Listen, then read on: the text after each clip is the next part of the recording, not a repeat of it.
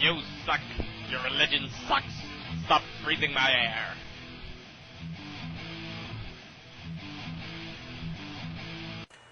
So as most of us know by now, the Prophet Muhammad, peace be upon him, was a pedophile. He had sex with a 9-year-old girl, Aisha. Unfortunately for Muslims, we have come to live in a modern society where having sex with children is frowned upon. So Muslims have to apologize profusely for this. But number one, they hide it as much as possible. Hiding it only works for so long, though. They then have to move on to other explanations. One of those is Aisha was past puberty, and that girls back then hit puberty a lot sooner. This is absurd. In fact, every single study on the subject has shown the girls are hitting puberty sooner now because of diets, because we have hormones in our food. The average age to hit puberty used to be 14, 15, now it's 12. No time was at 9. And the chances that a 9-year-old will be past puberty are very, very low. But even if she was, people who hit puberty extremely early still look like children. Let me give an example. This girl is past puberty. Are you sexually attracted to that? No, she still looks like a child.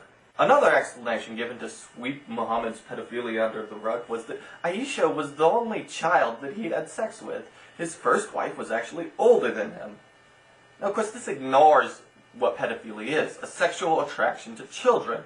It does not exclude a sexual attraction to adults. This is the equivalent of me saying because I have a fetish towards Asian women that I can't want to bang token black chick. It makes no sense. Now, perhaps the last and most convincing explanation given was that this is a different society that he was living in where this was acceptable. They didn't know about how having sex with children was harmful, and so we can't judge him by today's standards.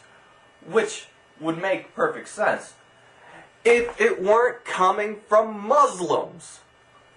If your morality suddenly is so flexible, why don't you flex a little on the issue of homosexuality? Why don't you flex a little on the issue of women's rights? Or is it only flexible when it comes to pedophilia and having sex with children? Is that when it's flexible? When it comes to your prophet violating a little girl? That's when it's flexible?